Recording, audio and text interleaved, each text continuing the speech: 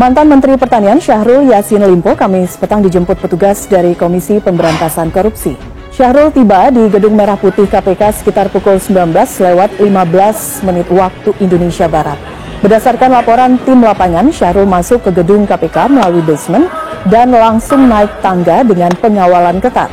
Syahrul Yassin Limpo berpenampilan tertutup mengenakan topi dan jaket hitam dengan kedua tangan terikat.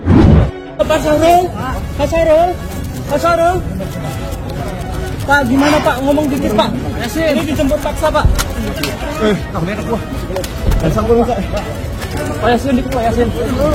Gimana Pak? Pak Yasin.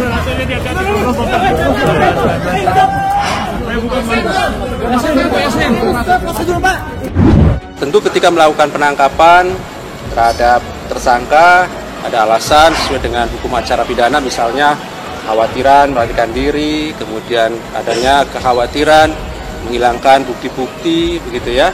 Yaitu yang kemudian menjadi dasar tim penyidik KPK kemudian melakukan penangkapan dan membawanya di Gedung Merah Putih KPK.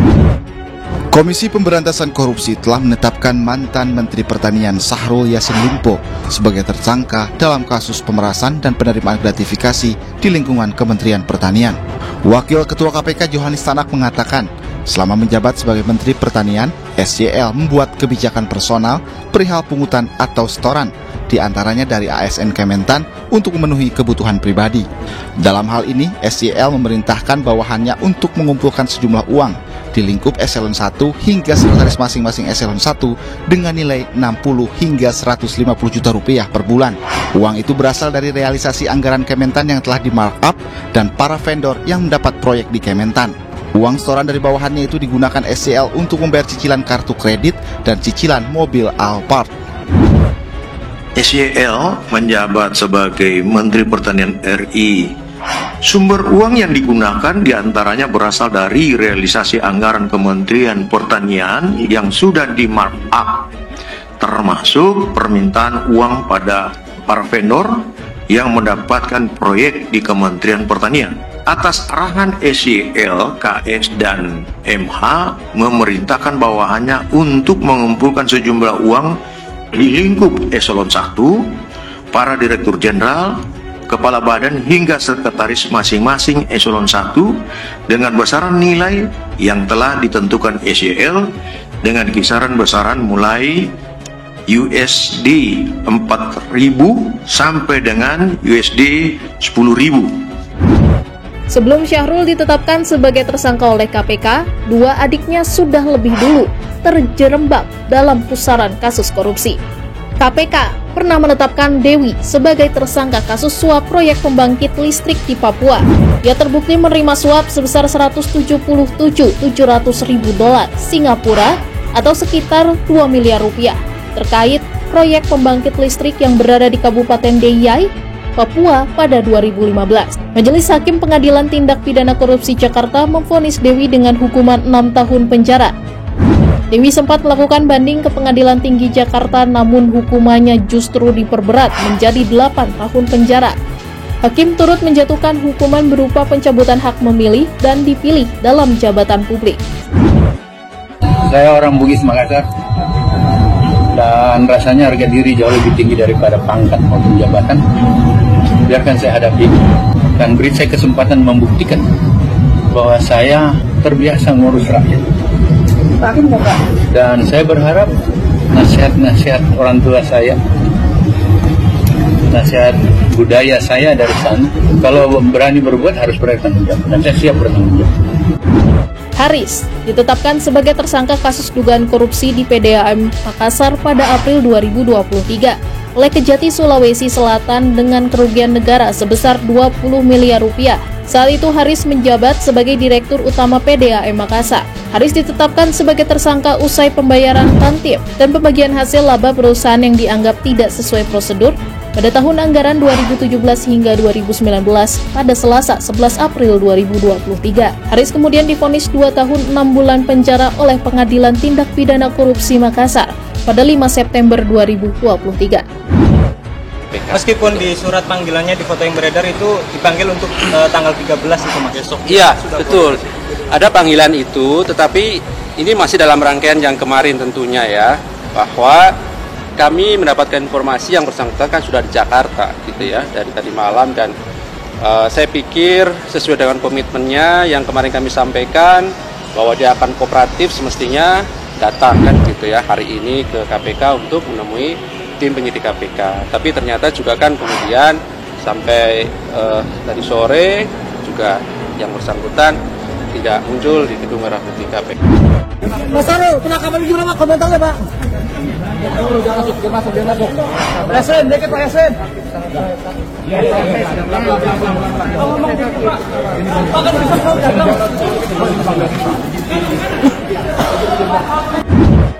Sekjen PDI Perjuangan Hasto Kristianto menanggapi adanya tersangka dalam kasus dugaan suap di Kementerian Pertanian yang diusut KPK. Hasto menyebut selalu ada karma politik bagi siapapun yang menyalahgunakan kepercayaan rakyat. Entan malah justru ditetapkan sebagai tersangka oleh KPK, bagaimana tanggapan? Yang nggak ada kaitannya. Pangan ini kaitannya dengan pupuk, dengan infrastruktur. Tetapi prinsipnya siapa yang menyalahgunakan kepercayaan dari rakyat, program-program yang seharusnya untuk rakyat tetapi dimanipulasi untuk kepentingan diri atau kelompoknya, selalu ada karma pahala politik. Kalau ya Allah, ya Tuhanku, Sang Maha Pencipta, dengan ikhlas, dengan kejujuran hati, dengan kerja keras, kami berupaya berikan kesempatan pada pemilu yang akan datang. Kami mengatur negeri ini. Dan kutuklah kami termasuk diriku ini kalau kami mengkhianatin komitmen ini. Kami ingin perbaiki bangsa ini, saudaraku semuanya. Sisa hidup yang ada ini ingin kami berikan. Terutama saya sebagai pimpinan ini, berikan ya Allah sebelum mencabut nyawaku. Di mana kita mencegah grip ini untuk tumbuh? Rasa takut menghentikan keserahan. Ketika ada hukuman yang menjerakan, maka hukuman menjerakan itu akan bisa meredam grip dan itu menjadi rasa takut. Tapi kalau hukuman tidak menjerakan, maka keserakahan akan mencari jalannya. Apa hukuman paling menjerakan dalam praktek korupsi? Dimiskinkan, diambil hartanya, disita hartanya, karena itu yang paling ditakuti oleh semua koruptor. Itu yang paling takut semua koruptor. Yang paling takut itu kehilangan hartanya. Baik, Bang Boy, bagaimana tadi Anda mendukung KPK untuk menangkap Syahrul Yassin Limpo ini? Apakah Anda yakin dengan apa yang dilakukan oleh KPK ini merupakan langkah yang tepat begitu? Justru ini menjadi politis. Kalau tidak segera ditangkap, nanti sisi lain Polda juga kalau menetapkan tersangka dugaan pemerasan menjadi terhalang loh. Ini kesaling nyandera jadinya kan itu. Itu alasan pragmatis saya paling gampang sederhana itu. Kalau ini nanti SJL ini segera ditreatment, ditangkap, ditahan, maka kemudian Polda tidak ada halangan lagi juga segera melakukan penetapan tersangka. Dan kalau karena upaya paksa tersangka bisa ditahan kan gitu. Biar cepet gitu bahwa ini kalau ada kanker segera diamputasi dan segera dibuang gitu. Itu pragmatis saja kepentingan saya. Kenapa saya mendukung KPK, karena KPK itu lembaga, sudah apapun masih ada kita dorong, karena memang ini ada korupsi yang sudah ada alat buktinya. Karena dari yang penelaan saya kan sudah ada beberapa tadi yang clusternya gitu, bahkan sampai level dugaan titip harga, karena harus ada setoran-setoran gitu. Bangsa yang penuh dengan ramah, tamah, sopan santun, tempo selero, ajas kepantasan, kepatutan, budaya malu, penuh dengan spirit kegotong royongan. Hari ini kita sudah hampir sulit untuk menemukan karakter sejatinya bangsa Indonesia seperti apa yang kita kenal. Bangsa kita telah berubah. Hari ini dari semangat yang penuh dengan rasa kegotong royongan dan kebersamaan, semangat kekitaan berubah menjadi bangsa dengan semangat keakuan individualistik yang menghargai nilai-nilai transaksional materialistik yang serba pragmatis. Dan itulah Indonesia hari ini. Kita terjebak pada pragmatisme, kita terjebak dari sikap yang penuh keterus-terangan menjadi bangsa yang penuh dengan kepura-puraan atau munafik. Dan itulah kita Indonesia hari ini. Perjalanan kita adalah perjalanan membawa misi, bukan sekedar meraih target-target. Karena itulah mengapa ini disebut sebagai rumah bagi pergerakan, karena gagasan dibawa dari awal, mengembalikan Indonesia pada gagasan awal pendirian Republik ini. Itulah disebut dengan restorasi Indonesia. Penggunaan uang oleh SYL yang juga diketahui KS dan MH antara lain untuk pembayaran cicilan kartu kredit dan cicilan pembelian mobil Alphard milik SYL. Sejauh ini uang yang dinikmati SYL bersama-sama dengan KS dan MH sejumlah 13,9 miliar rupiah. Yang diamankan cuma orang, Mas, nggak ada barang-barang apa? Ya, ini kan penangkapan sama orang gitu ya, bukan tangkap tangan, beda ya. Jadi ini bedakan, ini melakukan penangkapan terhadap tersangka gitu yang sudah kami umumkan, sudah kami tetapkan beserta dengan tersangka yang lainnya. Mas, katanya sudah koordinasi dengan penyidik untuk hadir besok, itu gimana sebenarnya? Iya, makanya kan tadi saya sudah sampaikan, kami melihat dari perkembangan yang ada, begitu kan, dari perkembangan yang ada alasan-alasan hukum yang kemudian kami harus segera melakukan ataupun mengambil tindakan, melakukan penangkapan terhadap yang bersangkutan. Assalamualaikum warahmatullahi wabarakatuh. Jumpa lagi dengan kami di channel Nafas Pembaharuan. Para sahabat sekalian, mantan Menteri Pertanian atau Mentan Syahrul Yassin Limpo dijemput paksa oleh penyidik Komisi Pemberantasan Korupsi atau KPK Kamis 12 Oktober malam. Berdasarkan pantauan, SYL yang dijemput paksa itu tiba di markas KPK sekitar pukul 19.17 WIB. SYL terlihat memakai topi dan jaket kulit hitam. Dia memakai masker saat tiba di markas lembaga anti rasuah tersebut. Politikus Nasdem itu tak didampingi pengacara saat penjemputan paksa hingga dibawa ke markas KPK itu. 3 rombongan mobil penyidik berjalan beriringan masuk ke area Gedung Merah Putih KPK Kuningan, Jakarta Selatan. Kamis 12 Oktober 2023 sekitar pukul 19.16 WIB. Setelah memutari gedung di bagian belakang dan menurunkan petugas, 3 rombongan mobil itu kemudian berjalan menuju bagian depan gedung. Sejumlah aparat kemudian berjaga di lobi gedung KPK. Syahrul lantas diturunkan dari dalam mobil di urutan kedua bersama 1 orang lain yang wajahnya ditutupi jaket. Sementara itu Syahrul mengenakan topi dan masker. Kedua tangan Syahrul tampak diborgol. Ia irit bicara saat ditanya awak media. Syahrul kemudian digiring ke lantai 2 Gedung Merah Putih KPK. Adapun Syahrul telah ditetapkan sebagai tersangka dugaan korupsi, pemerasan dalam jabatan, dan gratifikasi oleh Komisi Pemberantasan Korupsi atau KPK. Perkara itu juga menyeret 2 anak buahnya, Sekjen Kementan Kasdi Subagiono dan Direktur Alat dan Mesin Pertanian Muhammad Hatta sebagai tersangka. Penggunaan uang oleh Syahrul yang juga diketahui Kasdi dan Hatta antara lain untuk membayar cicilan kartu kredit dan cicilan pembelian Alphard milik Syahrul. Kata Wakil Ketua KPK Johanis Tanak dalam konferensi pers di KPK Jakarta Rabu 11 Oktober 2023. Adapun uang yang digunakan untuk cicilan tersebut dikumpulkan oleh Kasdi dan Hatta dari para pegawai negeri sipil atau PNS eselon 1 dan 2 di lingkungan Kementan. Mereka diduga mengutip setoran itu secara paksa dari para pejabat Kementan. Mereka antara lain Direktur Jenderal, Kepala Badan hingga Sekretaris di masing-masing eselon 1 dengan besaran nilai yang telah ditentukan Syahrul dengan kisaran besaran mulai $4.000 Amerika Serikat sampai dengan $10.000 Amerika Serikat, tutur Tanak. Tanak mengatakan uang panas itu diduga digunakan untuk memenuhi kebutuhan pribadi Syahrul dan keluarganya.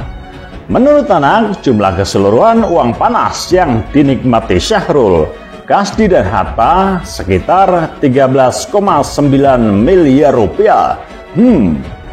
Penelusuran lebih mendalam masih terus dilakukan tim penyidik, ujar Tanak.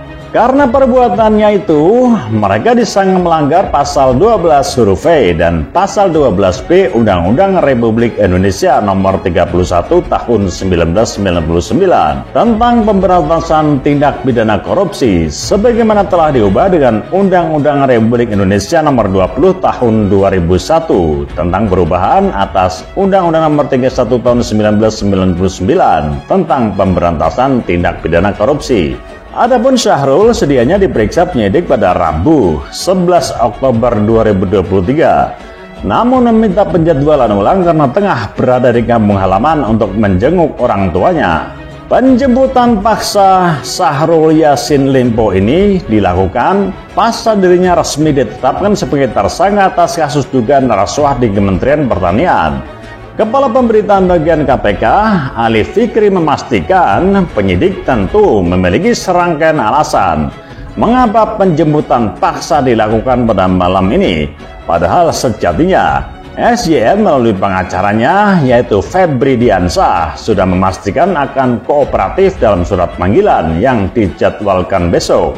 Ketika tahu bahwa SYL tidak hadir di KPK hari ini, kami melakukan analisis dan ketika melakukan penangkapan kepada SYL sesuai hukum acara pidana, misalnya ada kekhawatiran melarikan diri, kemudian adanya kekhawatiran menghilangkan bukti, kata Ali kepada awak media di Gedung Merah Putih KPK, Jakarta, Kamis 12 Oktober 2023. Itu yang menjadi dasar tim penyidik KPK kemudian melakukan dan membawanya ke Gedung Merah Putih malam ini.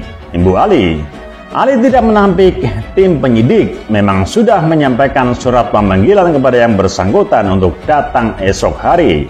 Namun dipastikan upaya penjemputan paksa malam ini tidak menyalahi prosedur hukum acara pidana. Ada panggilan itu, tapi ini penjemputan paksa masih dalam rangkaian kemarin, bahwa kami mendapat informasi SYL sudah di Jakarta dari tadi malam dan sesuai komitmen dia akan kooperatif semestinya datang hari ini ke KPK untuk menemui tim penyidik. Tapi sampai tadi sore SYL tidak muncul, ungkap Ali. Komisi Pemberantasan Korupsi atau KPK pun akhirnya melakukan penangkapan paksa terhadap mantan Menteri Pertanian Syahrul Yassin Limpo. Sebelumnya, KPK telah mencegah istri hingga cucu mantan Syahrul Yassin Limpo ke luar negeri terkait penyidikan dugaan kasus gratifikasi hingga tindak pidana pencucian uang atau TPPU. Masyarakat Anti Korupsi Indonesia atau MAKI mendorong KPK mengusut aliran uang di kasus tersebut. Otomatis kan penikmat dan hasil uang apapun yang didapatkan seorang suami kan yang menikmati juga pasti keluarganya, istrinya, anaknya, kata Koordinator MAKI Boyamin Saiman kepada wartawan Sabtu 7 Oktober 2023. Dia mengungkap jurisprudensi kasus TPPU lain di mana keluarga dari tersangka pun dinyatakan bersalah oleh hakim. Pernah dulu ada kasus yang Edis Adelia, dia tersangka korupsi TPPU karena menikmati uang 1 miliar rupiah dari suaminya. Dan itu dibawa ke pengadilan dan diputus bersalah, katanya. Boyamin menyebut seseorang, apalagi seorang ayah, pasti mencari harta sebanyak-banyaknya untuk keluarga meski uang itu hasil dari korupsi. Dia juga berbicara kemungkinan pada keluarga itu jadi tersangka karena turut menikmati uang korupsi. Jadi ya memang seseorang itu nyari harta sebanyak-banyaknya ya karena untuk keluarganya. Cara benar maupun korupsi ya memang sewajarnya kalau dicekal dan sebagainya. Dan apakah potensi jadi tersangka? Nah, jurisprudensi ketika Edis Adelia jadi tersangka dan diproses di pengadilan karena dianggap menikmati hasil kejahatan atau TPPU. Ya, menikmati hasil TPPU itu pasal 5, ujarnya. Para sahabat sekalian, rupanya Syahrul Yassin Limpo bukanlah orang pertama di keluarganya yang tersandung kasus korupsi. Dua adik Syahrul Yassin Limpo sebelumnya juga tersandung kasus serupa. Sungguh miris dan memprihatinkan. Mereka adalah ex-anggota DPR RI fraksi Hanura, Dewi Yassin Limpo, dan mantan Direktur PDAM Kota Makassar, Haris Yassin Limpo. Adik kandung Syahrul Yassin Limpo, Dewi Yassin Limpo, terjerat kasus dugaan suap terkait proyek pembangkit listrik di Kabupaten Deiyai, Papua. Ia terjaring operasi tangkap tangan atau OTT KPK pada 20 Oktober 2015 lalu di Bandara Soekarno-Hatta, Cengkareng. Saat itu Dewi ditangkap bersama dengan 6 orang lainnya. Selain menangkap Dewi dan sejumlah uang, KPK turut mengamankan uang suap senilai 1,5 miliar. Dalam persidangan di Pengadilan Tipikor Jakarta, Dewi dan stafnya dinyatakan bersalah menerima uang suap proyek pembangkit listrik di Kabupaten Deiyai. Keduanya dijatuhi hukuman penjara selama 6 tahun dan diwajibkan membayar denda 200 juta rupiah subsidiar 3 bulan penjara. Hak politik Dewi turut dicabut selama 3 tahun, terhitung sejak ia dinyatakan bebas. Pada Kamis 25 Agustus 2022, Dewi dinyatakan bebas bersalah dari lapas kelas 2A Sungguh Minasa, Kabupaten Goa, Sulawesi Selatan. Sementara itu, adik Syahrul Yassin Limpo lainnya, ex-direktur PDAM Makassar periode 2015 sampai 2019, Haris Yassin Limpo, ditetapkan sebagai tersangka kasus dugaan korupsi di PDAM Makassar Selasa 11 April 2023 lalu.